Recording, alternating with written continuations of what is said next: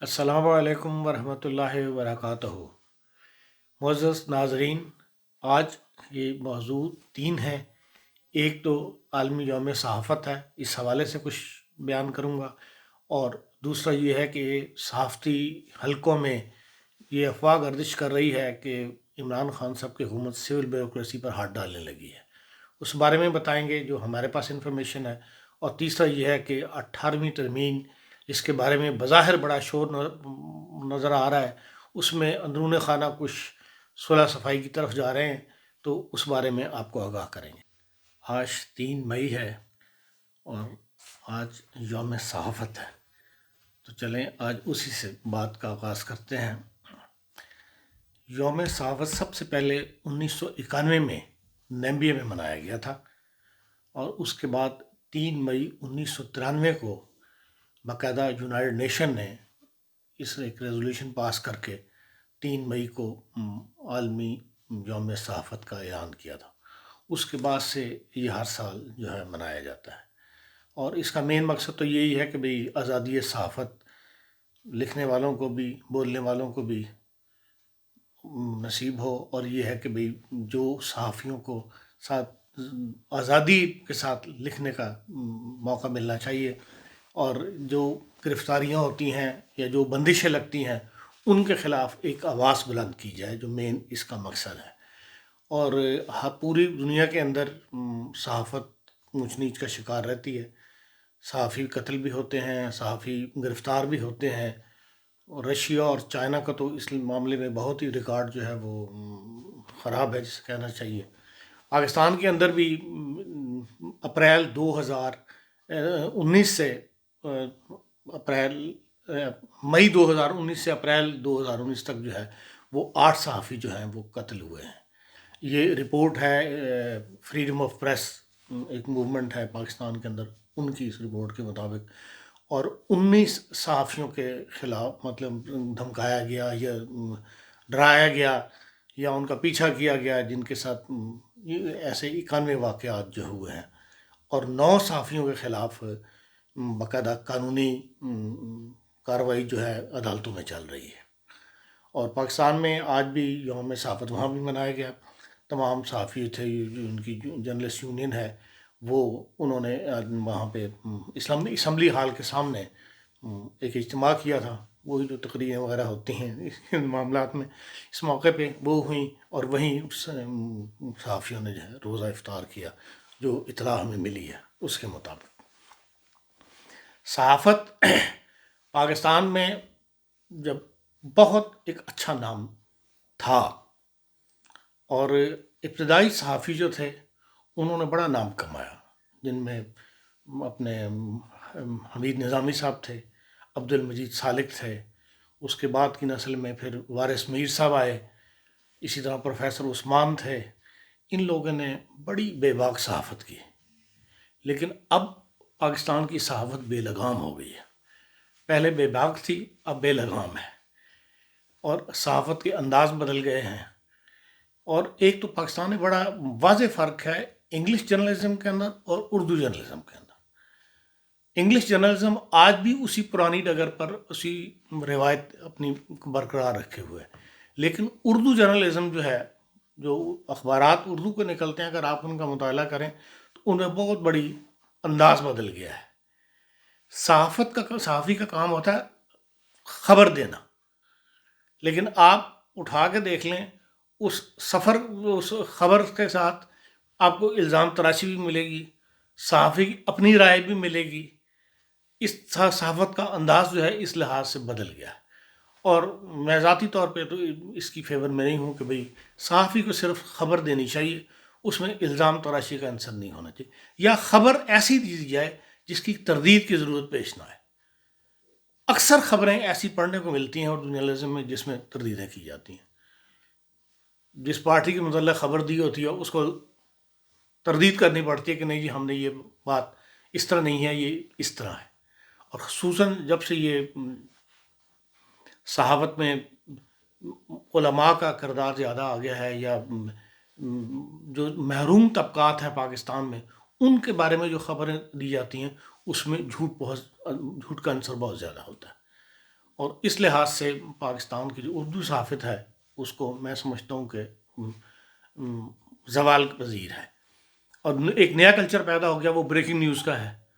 اس کے چکر میں اس قدر فوری طور پہ خبر دے دو، وہ صحیح ہے نہیں ہے، اس میں اصل حقیقت کیا ہے وہ بعد میں پتہ لگتا نہیں جی یہ واقعہ ایسے نہیں ہوا تھا، ایسا ہوا تھا. اس بریکنگ نیوز نے بھی جو ہے نا بہت زیادہ اس کو نقصان پہنچایا ہے. پھر یہ ہے کہ صحافت میں ایک چسکے کا عنصر جو ہے وہ بھی انٹر ہو گیا ہوا ہے. ابھی حال ہی میں آپ نے دیکھا ہوگا 2 خبریں کہ میں آپ کو مثال دیتا ہوں. ایک خبر یہ ہے جو فردوس عاشق اعوان صاحب کی تھی، ان کی فوری وزارت اطلاعات سے ان کو فارغ کیا گیا. اس کے بعد انہوں نے اب اپنے آبائی شہر جا کے کچھ الزام تراش کے لیں یا اپنی پوزیشن واضح کرنے کی کوشش کی ہے کہ مجھے کیوں ایک دم نکالا گیا. اب اس کی جو بھی وجوہات ہیں اس کے اوپر ہر بندہ جو ہے وہ کچھ نہ کچھ اپنا بیان بازی کر رہا ہے. ان کا موقف یہ ہے کہ مجھے جو پرنسپل سیکرٹری ہے ان کے ساتھ میری نہیں بنی اس لیے نکالا گیا. میری رائے میں شاید یہ بات بھی ہو، لیکن میں سمجھتا ہوں ان کے علیحدگی میں ایک اور عنصر بھی شامل ہے. فردوس عاشق اعوان صاحبہ کے ساتھ یہ تھا کہ وہ حکومت کی نمائندہ تھیں، وہ باقی قوتوں کی نمائندہ نہیں تھیں. وہ حکومت کی بات کرتی تھیں، لیکن یہ جو ہے آپ کی کرونا وائرس جو آیا ہے اس کے اندر بہت زیادہ اور بھی طاقتیں جو ہیں انہوں نے ایک فعال کردار ادا کر رہی ہیں، اور وہ یہ چاہتے تھے کہ بھی ان کا موقف جو ہے یا ان کی جو خدمت ہے قوم کے سامنے وہ بھی اسی طرح اس کو شامل کیا جائے. اور وہ شاید میں نہیں کہتا کہ انہوں نے جان کے نہیں کی ہوگی، نہیں ان کی توجہ ہوگی یا کیا، تو اس وجہ سے وہ بات ان کو تبدیل کروانے والی طاقتیں جو ہے سامنے آ گئیں. اسی طرح دوسری مثال جو ہے وہ طارق جمیل صاحب کی ہے. ایک تو مجھے یہ سمجھ نہیں آتی کہ ہمارے جو ورثت اقتدار لوگ ہوتے ہیں انہیں ایک عالم کی کیوں اپنے ساتھ رکھنے کی ضرورت پیش آتی ہے. بھٹو جیسا آدمی بھی اس نے بھی مولانا کوثر نیازی کو اپنے ساتھ رکھا یا اس کا سہارا لیا. اس کے بعد ضیاء الحق صاحب آئے تو وہ تحریک خلافت کے ڈاکٹر اسرار صاحب ان کے ساتھ لگ گئے. پھر اپنے طاہر القادری صاحب ایک زمانے میں ایمان اقتدار میں آنا جانا ان کا خوب رہا. اب آج یہ عمران صاحب نئے لیڈر بن کے آئے ہیں تو انہوں نے طارق جمیل صاحب کو پکڑ لیا، اور ان کی ملاقات کے بعد ان کا بیان دینا بڑا ضروری تھا کیا، اور جس میں انہوں نے کہا کہ جی اجڑا چمن ملا ہے، جس حالت میں ہی ملا سب کو پتہ ہے، لیکن صاحب اقتدار کو خوش کرنے کے لیے انہوں نے بیان دیا، اور ساتھ اسی بیان کے اندر انہوں نے یہ بات بھی کہہ دی کہ جی میڈیا بہت جھوٹ بولتا ہے. مجھے اس سے اختلاف نہیں، انہوں نے بات صحیح کی ہے کہ میڈیا بہت زیادہ جھوٹ بولتا ہے، لیکن میڈیا آج کل برداشت نہیں کرتا اپنے خلاف کوئی بات کو، اس لیے ان کے خلاف ایک شور پڑ گیا ہوا ہے. اب وہ شور تھمنے کا نام نہیں لے رہا، ہر کوئی اس کے اندر اپنا کچھ نہ کچھ حصہ ضرور ڈالنا چاہتا ہے. مولانا نے معافی بھی مانگ لی لیکن میڈیا اس کو معاف کرنے کو تیار نہیں ہے. اس لیے پاکستان کی صحافت جو ہے وہ یوم صحافت ضرور منائے، لیکن جو صحافت پاکستان کی میراث رہی ہے، حمید نظامی کی صحافت، عبد المجید سالک کی صحافت، عبدالسلام خورشید کی صحافت، اور وارث میر کی صحافت، پروفیسر عثمان کی صحافت، ہم اس صحافت کے قائل ہیں، اور وہی ہم چاہتے ہیں کہ پاکستان میں لوٹ آئے تاکہ محکوم طبقات جو ہیں ان کی بات کو بھی تقویت دی جائے اور ان کی اصل چہرہ جو ہے وہی دنیا کے سامنے آئے. آج کل صحافی برادری میں ایک اور خبر بڑی گردش کر رہی ہے، وہ یہ ہے کہ پاکستان عمران خان صاحب جو ہیں سول بیوروکریسی پہ ہاتھ ڈالنے لگے ہیں، اور وہ شاید سینکڑوں کی تعداد میں بیوروکریٹس جو ہیں ان کو وہ ریٹائر کرنا چاہتے ہیں. ایک خبر یہ بھی ہے کہ بھئی جس نے 20 سال پورے کر لیے ہیں اپنی سروس کے اس کو وہ ریٹائر کر دیں. تو مجھے نہیں سمجھتا کہ نئے لوگ وہ ٹرینڈ لوگ کہاں سے لائیں گے، جبکہ خود ان کے پاس ایک ٹرین ٹیم نہیں ہے، اور اسٹیبلشمنٹ ہی پھر لے کے چلتی ہے.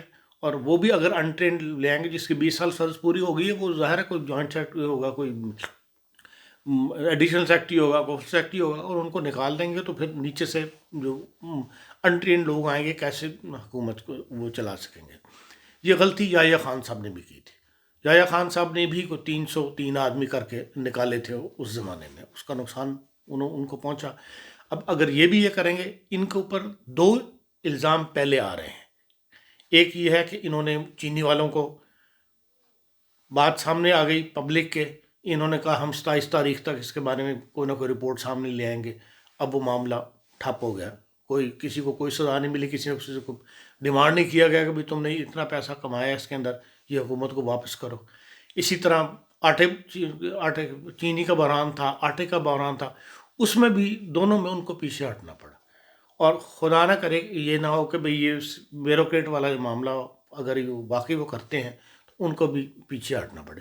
اس لیے کہ جن بیوروکریٹ کو آپ ریٹائر کریں گے نا، وہ فورٹ میں جائیں گے. اس وقت بھی 55 بیوروکریٹس نے، جن کو نواز شریف صاحب نے ترقی نہیں دی، جونیئرس کو ترقی دی اور سینئرس کو ترقی نہیں دی، وہ سینئرس اس وقت سپریم کورٹ میں پہنچے ہوئے ہیں.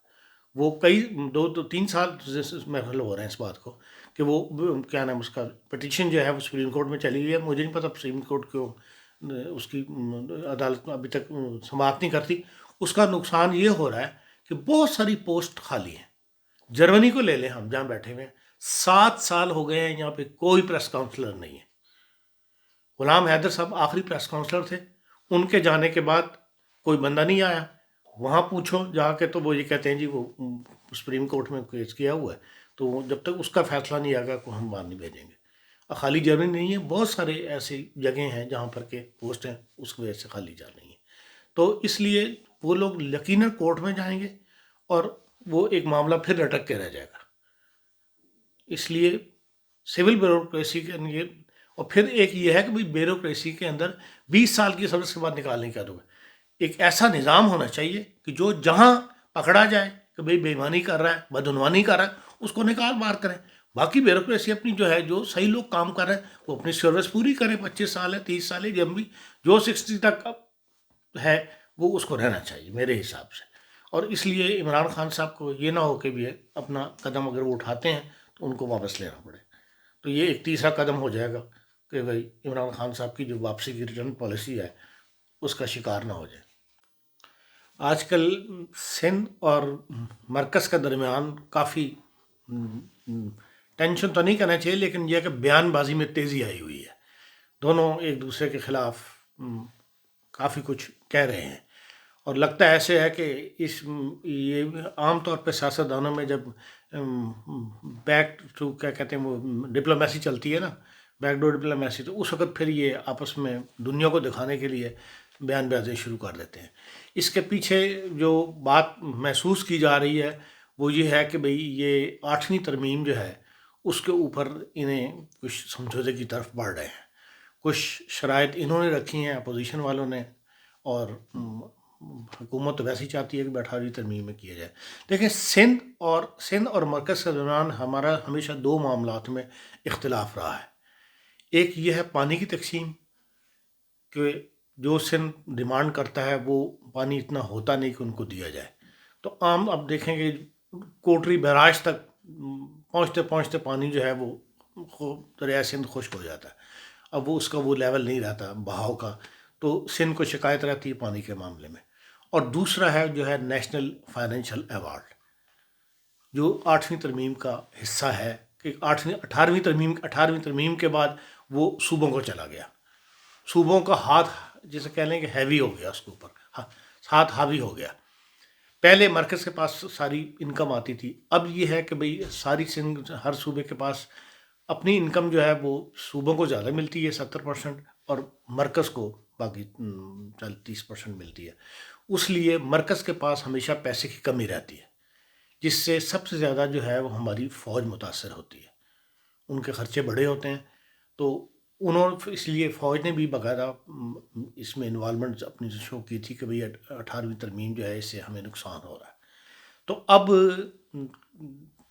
عمران خان صاحب نے کوشش کی، یا ان کی گورنمنٹ نے یہ جو کوشش کی تھی کہ 18ویں ترمیم میں کچھ اصلاحات کی جائیں. تو شروع میں تو حکومت نے، اپوزیشن نے بڑی شور ڈالا، اب بھی ڈال رہے ہیں، لیکن جو سننے میں آیا وہ یہ ہے کہ اب ان میں آپس میں سمجھوتے کی طرف بڑھ رہے ہیں. پیپلز پارٹی نے بھی اور نون لیگ نے بھی، دونوں نے یہ شرط رکھی ہے کہ بھئی آپ ہماری سزائیں معاف کر دیں، جو ہمارے خلاف مقدمات ہیں واپس لے لیں تو ہم اس معاملے میں آپ کے ساتھ تعاون کر لیں گے۔ جو کچھ پیچھے فیصلے ہوئے تھے عدالتوں میں، اس وجہ سے نہ مریم نواز وہ انتخاب لڑ سکتی ہیں، نہ نواز شریف صاحب انتخاب لڑ سکتے ہیں، تو ان کو انتخابات کی اجازت دے دی جائے، اور کیا نام اس کا، جو ان پہ مقدمات ہیں وہ ان پہ ختم کر دیے جائیں، تو یہ 18ویں ترمیم میں جو حکومت تبدیلیاں چاہتی ہے اس میں ساتھ دینے پہ تیار ہو جائیں گے۔ لیکن بظاہر مجھے لگتا ہے کہ عمران خان صاحب اڑیں گے شروع میں کہ بھئی نہیں، ہم ان کو دینے کے لیے تیار نہیں ہیں کہ بھئی ان کی سزائیں معاف کر دیں یا ان پہ مقدمات واپس لے لیں، جیسی کہ ان کی طبیعت ہے۔ لیکن حالات ایسے ہیں کہ وہ کوئی نہ کوئی طاقت ان کو مجبور کرے گی کہ بھئی آپ اس طرف آئیں اور ان کو فارغ کریں۔ تو 18ویں ترمیم کی اہمیت زیادہ ہے ان لوگوں کی نسبت، اور مجھے نقطہ یہی ہے کہ یہ سمجھوتہ ہو جائے گا، اور ان دونوں کو، پیپلز پارٹی کو بھی اور نواز شریف نون لیگ کو بھی فائنینشیل فائدہ مل جائے گا۔ جو کچھ ان کے خلاف کارروائیاں چلنی ہیں، یہ چل رہی ہیں، وہ بند ہو جائیں گی، بظاہر یہ حالات لگتے ہیں۔ اس کے ساتھ ہی ہم اپنے ناظرین سے اجازت چاہتے ہیں، اور انشاءاللہ اگلے پروگرام میں دوبارہ آپ سے ملاقات ہوگی۔